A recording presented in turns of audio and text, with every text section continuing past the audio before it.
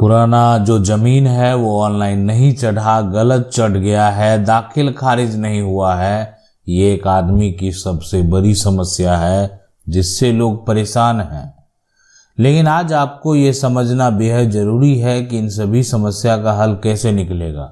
अगर आपका जमीन है वो ऑनलाइन नहीं चढ़ा है, आपका पुराना कागजात जो है अगर वो ऑनलाइन नहीं चढ़ा है, अगर वो गलत चढ़ गया है, अगर दाखिल खारिज आपकी जमीन प्रॉपर्टी का अभी तक नहीं हुआ है, इन सभी समस्या का हल कैसे होगा, क्या होगा। देखें, सबसे पहले क्या होता है कि उस केस में घबराने की जरूरत नहीं है जहां पर जो आपके दस्तावेज हैं, मान लेते हैं ये आपका जमीन का टुकड़ा है और ये आपका इसी जमीन का जो है ऑफलाइन दस्तावेज है।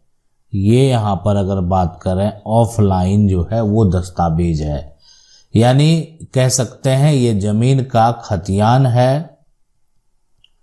अब ये जमीन का जो खतियान है इसमें जो भी प्लॉट है उसमें सारा कुछ सही दर्ज है। यहाँ पर सही दर्ज है जमीन का जानकारी या जमीन का इंफॉर्मेशन, ठीक है, इंफॉर्मेशन। अब एक देखें यहाँ पर क्या हुआ कि सारा कुछ तो इस कागजात में सही दर्ज है, लेकिन ऑनलाइन प्लेटफॉर्म पर जो है वो गलत चढ़ गया है। तो ऑनलाइन अभी इसी दस्तावेज को अब डाटा एंट्री के जो ऑपरेटर हैं वो क्या करेंगे, इसको ऑनलाइन चढ़ाएंगे। तो उसी क्रम में ये क्या हो गया, गलत चढ़ गया है, यहाँ पर त्रुटि हुई है। तो अब इसको सुधारने की जरूरत है। ये गलत चढ़ गया तो सुधरेगा कैसे। अब डाटा एंट्री ऑपरेटर जो है उनकी गलती से ये तो चढ़ गया है, लेकिन सुधार के लिए फिर जो है आपको इनसे ऊपर लेवल जाना होगा। मतलब इनको ये ऑप्शन नहीं दिया गया है कि ये जाकर बार बार एडिट करें। अगर ऐसा होगा तो आप कह सकते हैं धोखाधड़ी, भ्रष्टाचार जो है यानी जमीन का जो विवाद है वो बढ़ सकता है कि अगर बाय चांस कोई एडिट करवा लिया, गलत कागजात दिखाकर इनसे एडिट करवा लिया। इसलिए अब क्या करना है कि अब जो सरकार के द्वारा नियम कानून इसके लिए भी लाए जाते हैं कि आप ऐसा करें कि अगर आपकी त्रुटि हुई है और आपके पास कागजात है, प्रूफ है, सबूत है, तो आप जो है ऑनलाइन ही अप्लाई कर सकते हैं।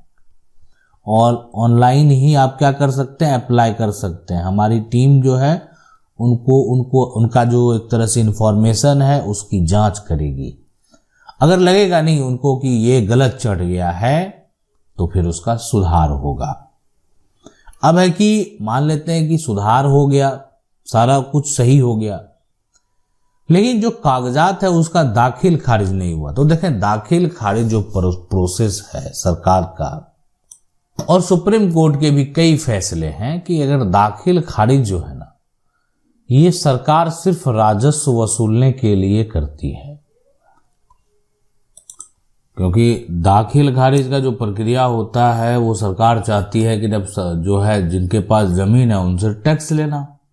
तो क्या होता है कि आपका जो दस्तावेज है वो दस्तावेज के तौर पर आपका खतियान हो या दस्तावेज के तौर पर आपका केवाला बैनामा हो या दस्तावेज के तौर पर किसी का अगर पर्चा तक होता है तो भी उसका दाखिल खारिज किया जाता है ताकि सरकार को टैक्स चाहिए। लेकिन असली में जो दस्तावेज है, जो डॉक्यूमेंट है जिससे प्रॉपर्टी का टाइटल साबित होगा, वो यही सभी दस्तावेज हैं। अगर किसी के पास संपत्ति का वसीयत है तो वो भी उस दस्तावेज के आधार पर भी आप टाइटल का दावा कर सकते हैं। अब ऐसा कहना सुप्रीम कोर्ट का है। सुप्रीम कोर्ट ने अपने एक फैसले में ऐतिहासिक फैसला दिया, उसमें कहा कि दाखिल खारिज अगर नहीं हुआ है तो कोई दिक्कत नहीं है, इससे आपका मालिकाना हक नहीं जाएगा। यानी मालिकाना हक की अगर बात करें, मालिकाना हक, तो दाखिल खारिज नहीं हुआ है तो मालिकाना हक खत्म नहीं होने वाला। लेकिन यहां पर अभी वर्तमान अगर देखा जाए तो क्या होता है कि अगर किसी भी प्रॉपर्टी का दाखिल खारिज नहीं होता है, मान लेते हैं ये जमीन जो है एक राजेश नाम के व्यक्ति के नाम से दर्ज है। अब राजेश जो है इस जमीन को बेच दिया, यहां पर बेच दिया, खरीदार जो है यहां पर विनय नाम का एक व्यक्ति खरीदार है, उसको खरीद लिया।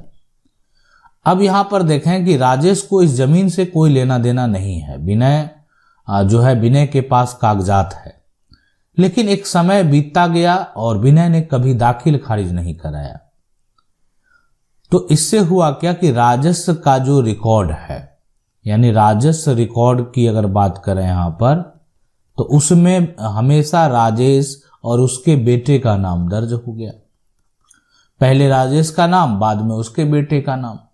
तो बाद में क्या हुआ, उसके बेटे को लगा कि ये जमीन जो है, ये तो हमारे नाम से इस जमीन का दाखिल खारिज हुआ है, इस जमीन का रसीद तो हमारे पिता के नाम से कट रहा था, तो ये जमीन विनय का कैसे हो गया है।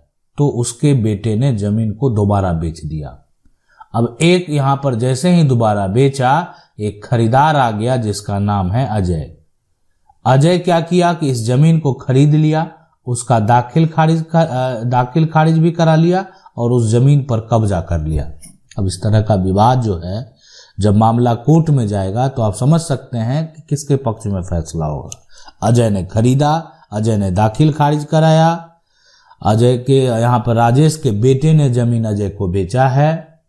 लेकिन अभी अगर देखा जाए तो ये राजेश ने ही जमीन को बेच दिया। तो हमारा कानून क्या कहता है, उसको देखते हुए फैसला दिया जाएगा। तो प्रॉपर्टी की अगर बात करें सबसे पहले यहाँ पर, है ना, प्रॉपर्टी, यहाँ ट्रांसफर जो है एक्ट में ये कहा गया है कि एक बार अगर पिता जमीन बेच देता है, पिता कोई भी जमीन अगर बेच देता है ना, देता है, तो बेटा नहीं बेच सकता, बेटा नहीं बेच सकता। इस बात को आप समझ लें, सकता है। तो एक तरह से पिता जब राजेश जमीन बेच ही दिया तो बेटा कैसे बेच सकता है।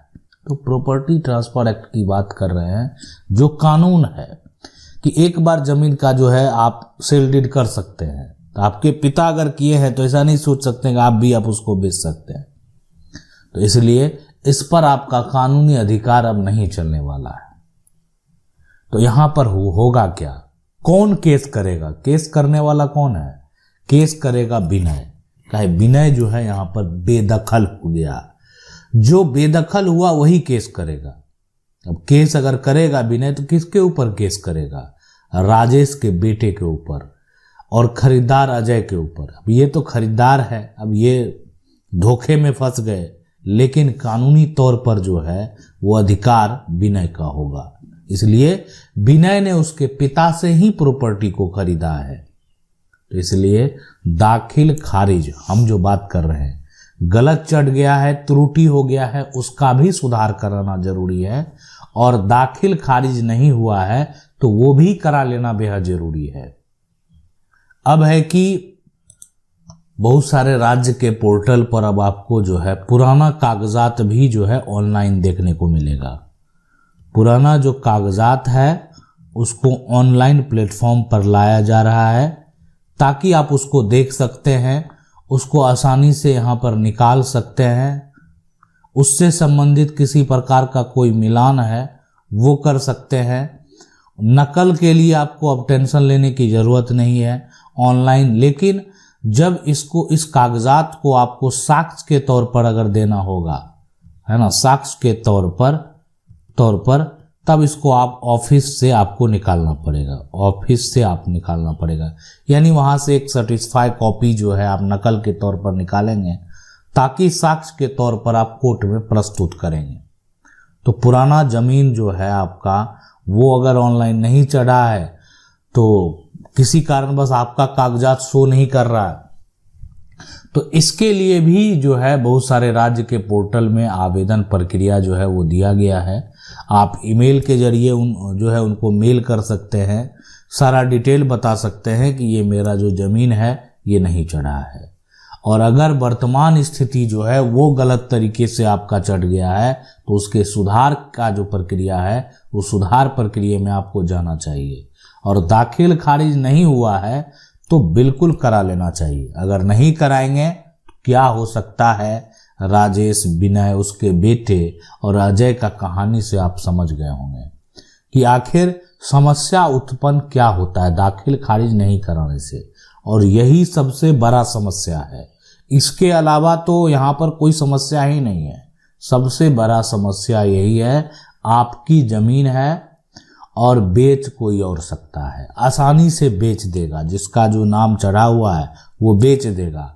आप बहुत कुछ कर सकते हैं, लेकिन उसमें आपका पैसा, एक तो मान लेते ठीक है आप अपना आज विनय अपना हक प्राप्त कर लिया कोर्ट से, केस को जीत गया, पैसा बर्बाद हुआ, समय जो है समय बर्बाद हुआ, और एक तरह से आप समझ सकते हैं उसके बाद क्या हुआ, एक तरह से उनको न्याय मिला। लेकिन अगर ये विनय के द्वारा दाखिल खारिज हो गया होता तो राजेश का नाम वहीं कट जाता और उसके बेटे का नाम दर्ज ही नहीं होता, तो ना तो राजेश या उनके बेटे दोबारा इस जमीन को बेच पाते। इसलिए कराना बेहद जरूरी है। आशा करते हैं वीडियो अच्छा लगा होगा। कानून की 99 को अगर पहली बार देख रहे हैं तो आपको क्या करना, चैनल को सब्सक्राइब कर लेना, जो बेल आइकन है उसको दबा लेना है। मिलते हैं अगले वीडियो में, तब तक के लिए जय हिंद।